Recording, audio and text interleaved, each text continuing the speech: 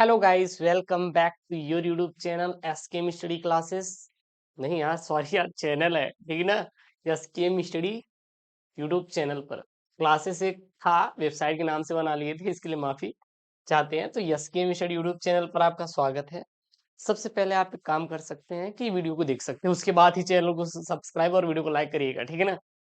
आज मैं आपको बताने वाला हूँ कि आप जब जीव विज्ञान की कॉपी लिख रहे हैं, जी हाँ, जो आपका 12th बायो का पेपर है, कौन सा, बायोलॉजी का पेपर है, यह है आपका कब है, 29 फरवरी को है। 29 फरवरी को ही है ना। सही तो बोल रहा हूँ, कहीं झूठ वूठ तो नहीं बोल रहा हूँ ना। पता लगा बोल दे गुरु जी आप तो झूठ बोल रहे हो, 29 फरवरी को है ही नहीं। तो अगर आपका 29 फरवरी का पेपर, तो बिल्कुल आपके लिए कि आप क्या गलती नहीं करेंगे और कॉपी को कैसे लिखेंगे, ठीक है ना। एकदम जेन्युइन ट्रिक यहाँ पे लेके आया हूँ भाई साहब। बोर्ड की टॉपर की कॉपी मैंने चुरा लाया। आपका गुरुदेव कहाँ मिल गया भैया, वो चुरा लाया आपने, देखिएगा। बच्चे का कमेंट आता है सबसे पहले, सर हम क्या करें, कैसे प्रश्न को हल करना है, कैसे सबसे पहले प्रश्न का आंसर देना है, ये सब बहुत ढेर सारी आपकी क्वायरीज होती है। तो मैं आपको बता दूं, जब भी आप प्रश्नों को सॉल्व कर रहे हैं, ठीक है ना, तो सबसे पहले आप पेपर को कहाँ से करना शुरू कर सकते हैं। तो आप सबसे पहले उसी प्रश्न का उत्तर दीजिएगा जिसका आंसर आपको अच्छे से मालूम हो। वो चाहे बहुविकल्पी हो, चाहे अति लघु उत्तरीय, चाहे लघु उत्तरीय, चाहे दीर्घ उत्तरीय, मतलब किस टाइप का भी प्रश्न है, कोई इशू नहीं, लेकिन आपको अच्छे से आता रहना चाहिए। मान लीजिए आपके पेपर में कुल 8 क्वेश्चन है या 10 क्वेश्चन है। अब ऐसा तो है नहीं कि 10 में से एक भी नहीं आता होगा, भाई साहब वही होगा जो एकदम, भाई साहब दहशत में होगा बच्चा, वही नहीं कर पाएगा। नहीं तो भाई सब कर लेंगे, ठीक है ना। तो अगर आपको उसको बहुत अच्छे से आ रहा है उसका आंसर, तो आपसे सबसे पहले आपको उसी चीज का आंसर लिखना है जिसका आंसर आपको सबसे पहले आ रहा है। एक मिस्टेक ये नहीं करेंगे कि यहाँ पे देख सकते हैं कि बच्चा जो यहाँ पे एक मिस्टेक दे दिया है, क्या दे दिया है, भ का आंसर लिखा ही नहीं। अब एग्जामिनर के मन में पहले ही डाउट आ गया, भाई साहब ये दहशत वाला बच्चा है, कतई जहर वाला बच्चा है जिसका आंसर दिया ही नहीं। मैं आपसे एक रिक्वेस्ट करूंगा कि अगर आपके मन में बहुत ज्यादा स्ट्रेस है कि नहीं पढ़ेंगे तो क्या होगा सर, फेल हो जाए तो क्या होगा, जिंदगी मेरी खत्म हो गई, तो जिंदगी भाई अनमोल है, किसी को मिलता नहीं। आप किस लिए रो रहे हैं कि फेल हो जाएंगे। फेल हो गए तो क्या हुआ, मनोज कुमार 12th फेल पर मूवी आई है, 12th फेल होने के बाद भी वो आईपीएस बना। तो कोई जिंदगी से आप अपना कभी खिलवाड़ मत करिएगा, ठीक है। पेपर है, जाइए शांति से पेपर दीजिए। आजकल देख रहे हैं कि बहुत सारे केसेस आ रहे हैं, बच्चे सुसाइड कर ले रहे हैं, भाई साहब ऐसा हो रहा है। ऐसा नहीं करने का यार, पेपर बहुत ज्यादा टफ नहीं होता, बहुत सिंपल होता है। और हम जैसे टीचर रहेंगे तो पास ही हो जाएंगे, क्योंकि हर वीडियो में बोले पास पास, पास ही हो जाओगे यार। हम जो सोचते हैं वही तो बनते हैं बाद में। तो जो अगर आप पढ़ रहे हैं तो क्यों नहीं पास हो सकते, आप जरा बताइए। अगर आप इंपॉर्टेंट इंपॉर्टेंट टॉपिक पढ़ के चले जाएंगे तो क्यों नहीं पास होंगे। थोड़ा अच्छे से लिख दीजिएगा, हर एक प्रश्न का उत्तर दे दीजिएगा, चाहे गलत ही दीजिए, लिख कर आएंगे तो क्यों नहीं पास होंगे। आप बताइए ना, मैं आपसे सवाल पूछ रहा हूँ। आप पास हो जाएंगे, बिल्कुल चिंता मत करिएगा, ठीक है। और ये सब जो गलत विचार आ रहे हैं इसको हटा दीजिए, चिल मारो यार, कोई इशू नहीं, कोई इशू नहीं। हमारा अच्छा नंबर आएगा ही, चिंता नहीं करने का। अगर चिंता करेंगे तो अच्छे से एग्जाम की तैयारी नहीं हो पाएगी। अब जब भी आप कॉपी लिख रहे हैं तो सबसे पहले आपको मन में आता है सर लाइन कैसे पारे। तो आप लोग लाइन केवल एक तरफ पारिएगा सर, एक तरफ आप लोग लाइन सर पारेंगे, ठीक है ना। उसके बाद जो भी प्रश्नोत्तर संख्या आपको बायोलॉजी में सबसे अच्छा आ रहा है, पहला आ रहा है, दूसरा आ रहा है, तीसरा जो भी आ रहा है उसको करिएगा।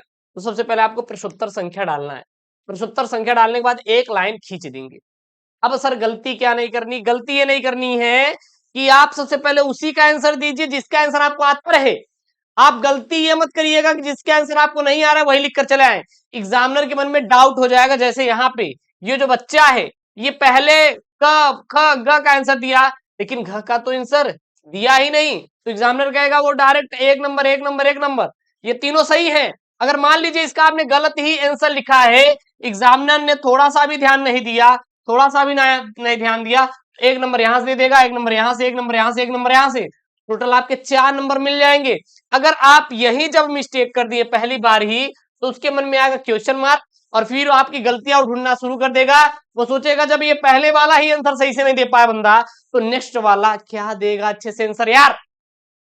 बात समझ लीजिएगा, जो मैं बता रहा हूँ बिल्कुल बिल्कुल एकदम कत्तई जहरीला वाला है चीज। जब भी आप कॉपी लिख रहे हैं जीव विज्ञान का, तो सबसे पहले उसी का आंसर दीजिए जिसका आंसर आपको अच्छे से आता रहे। तो इस प्रकार से आपको लिखना है। अभी हर एक डाउट क्लियर करेंगे। आपके मन में रहता है गुरुजी फिगर बना दे, फिगर में पेंट उंट करते कोनो दिक्कत? अरे गुरुजी सब कुछ बताएंगे, क्या फिगर के साथ हमें सारा चीज एक्सप्लेन करना है, हर एक चीज बताएंगे, अंतर वाले प्रश्नों को कैसे करना है, सब कुछ मैं एक्सप्लेन कर दूंगा, आप चिंता मत करिएगा, ठीक है ना। बस बने रहिए, चैनल को सब्सक्राइब करके रखिए। उसके बाद जब आपका प्रश्नोत्तर संख्या दूसरा है, बोले तो अति लघुत्तरी प्रश्न, तो आपको ऐसा नहीं कि मार छपाई करना है, क्योंकि अति लघुत्तरी प्रश्न आपका 1 नंबर का होता है। ये जो आपका अति लघुत्तरी प्रश्न होता है, यह आपका 1 नंबर होता है। ऐसा नहीं कि आप छपाई करना शुरू कर दीजिए। अगर आपको इसको 28 शब्दों में आंसर देना है, तो आपने इसको कितने भैया, इसको 100 शब्दों में आंसर दे दिया, तो आपने टाइम को बर्बाद किया। टाइम को क्या किया भाई, बर्बाद किया, उसका सही उपयोग नहीं किया। इसलिए आपसे जितना पूछा जाए बस उतना ही आंसर देना है। इस सवाल में यह पूछा गया होगा कि क्लाइनफेल्टर सिंड्रोम और टर्नर सिंड्रोम में गुणसूत्रों की संख्या कितनी होती है, यही सवाल होगा। इसीलिए बच्चा ने क्लाइन सिंड्रोम में गुणसूत्रों की संख्या इन्होंने 44 और 3 कितना आपका 47 लिखा है, और टर्नर सिंड्रोम में गुणसूत्रों की संख्या 45 लिखा है, एक कम होती है।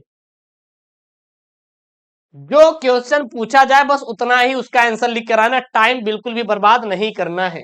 बहुविकल्पी को ऐसे देख लीजिए, अति लघुत्तरी को देख लीजिए कैसे करना है, एक लाइन में आंसर। शुक्रजनन कोशिका विभाजन द्वारा शुक्राणुओं का निर्माण होता है। प्रश्न क्या होगा, प्रश्न ये होगा कि शुक्राणुओं का निर्माण कैसे होता है, या शुक्राणुओं का निर्माण कौन करता है। तो शुक्रजन कोशिकाओं के विभाजन द्वारा शुक्राणुओं का क्या होता है, निर्माण होता है। यही सब प्रश्न होगा। तो अगर जो एक लाइन में प्रश्न का आंसर लिखना है, उसको आपको एक लाइन में ही लिखना है, ऐसा नहीं कि आपको मार छपाई करते चले जाना है। तो देख सकते हैं कितना अच्छे ढंग से प्रॉपर वे में यहाँ पे आंसर किया गया है, दूसरे का क ख ग घ अंगा, ठीक है ना।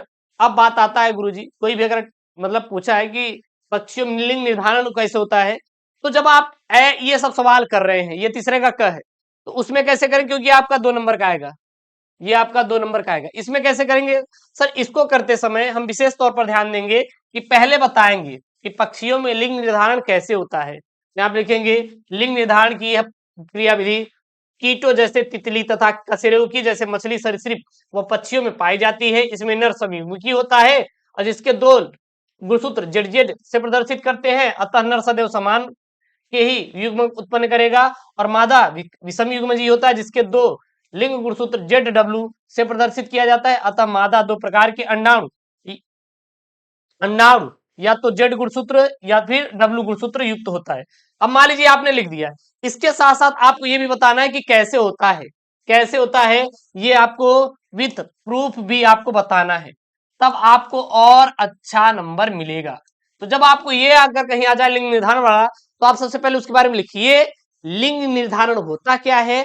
उसके बाद आपको क्या करना है, इसका एक जो स्ट्रक्चर होता है वो भी यहाँ पे बना देना है। इससे एग्जामिनर के सामने एक अच्छा इंप्रेशन आपका प्रकट होता है, और वो आपको क्या देता है सर, नंबर देता है।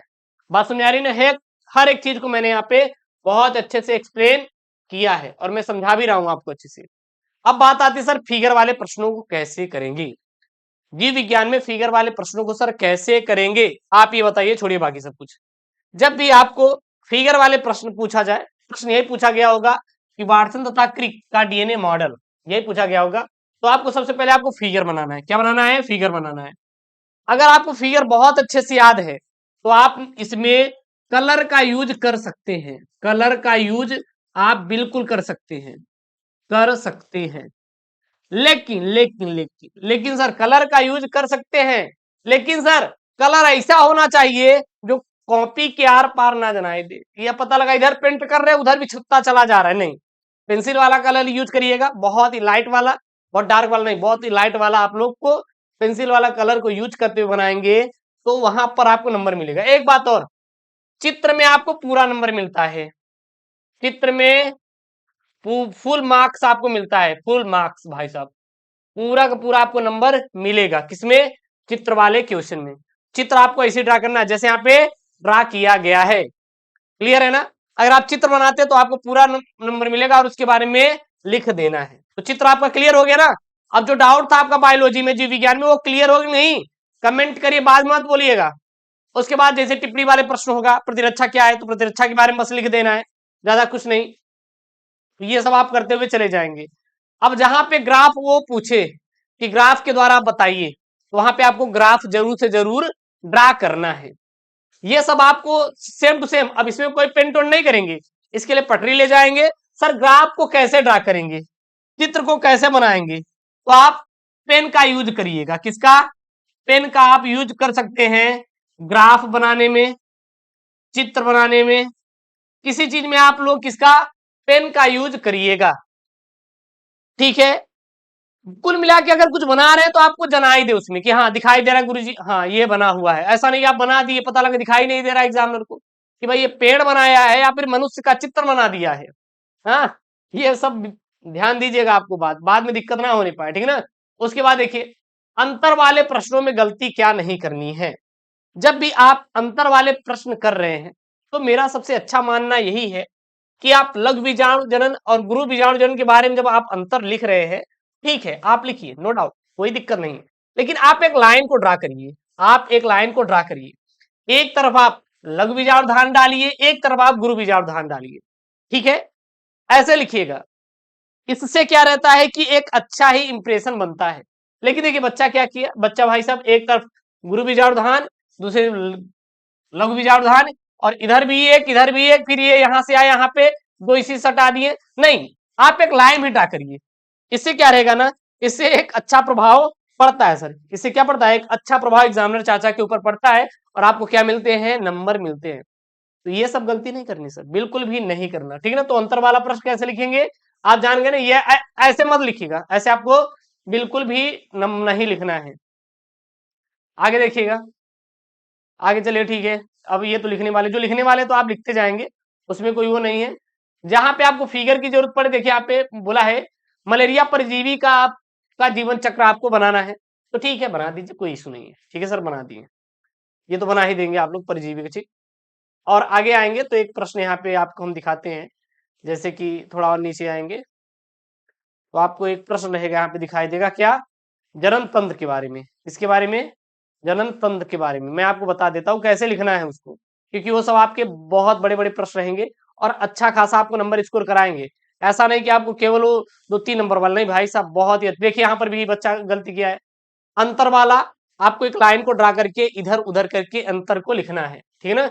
ये नहीं कि उसी में एकदम लपेट के सब लिख डालिए, उससे क्या रहेगा? आपका नंबर कटेगा। ये देखिए यहाँ पे आपका क्या है भाई साहब, यहाँ पे आपका है कॉपी, इसकी जीव विज्ञान लिखने की कॉपी। भाई साहब यहाँ पे देखेंगे तो सबसे पहले आप प्रश्नोत्तर संख्या डालिएगा। प्रश्नोत्तर संख्या डालने के बाद सर आपको क्या करना है? चित्र बनाना है। क्या बनाना है?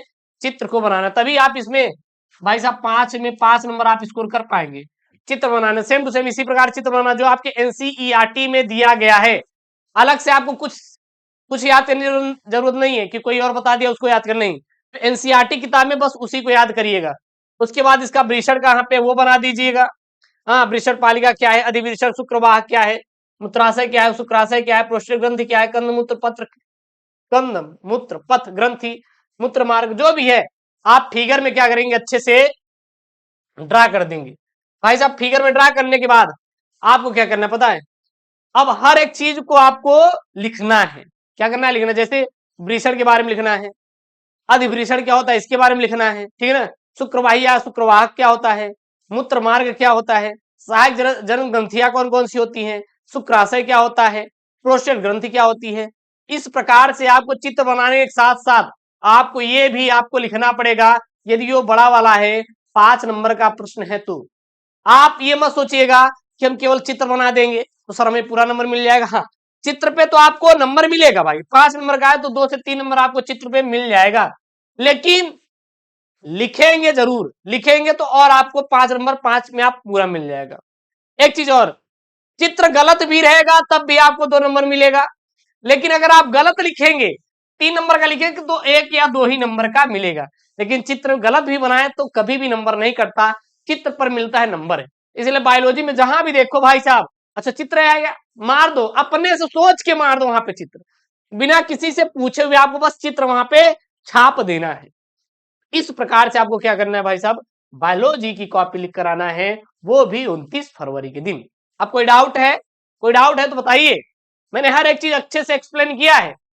अब इसमें आप, हम कहेंगे इसमें आप वो मत भरिएगा, डीएनए में ठीक है आपने भर दिया कलर को, अगर इसमें मत भरिएगा, अगर भरने की इच्छा है तो आप हल्का वाला आप यूज करिएगा, लाइट वाला जो पेंसिल नहीं आता वो कलर आप लोग इसमें भर सकते हैं। लेकिन इसी तरीके से आपको बनाना है फिगर। देखिए ब्लैक पेन का यूज करके यहाँ पे बनाया गया है, सेम टू सेम आपको बनाना है। इससे आपको क्या मिलेगा, नंबर मिलेगा, और आप जीव विज्ञान में क्या पाएंगे, अच्छा नंबर पाएंगे। और कभी कभी तो क्या होता है कि आप प्रश्न को उतारे, इसके बारे में बनाए और थोड़ा सा लिख दे, तब भी आपको नंबर मिल जाएगा। तो देन आपको इसी प्रकार से लिखना है बायोलॉजी कॉपी। कोई डाउट है तो आप कमेंट बॉक्स में मेंशन करिएगा, बाकी तो हम पूरी यार बायोलॉजी की तैयारी करवा देंगे, आप चिंता मत करिए। क्यों परेशान है, अभी पढ़िए ना आप खुद से, बाकी तो हम पढ़ा ही रहे हैं। सारी क्लासेस अटेंड कीजिए, बाकी चिंता मत करिए। मिलते हैं नेक्स्ट वीडियो में दोस्तों। थैंक यू, जय हिंद, टेक केयर, बाय बाय।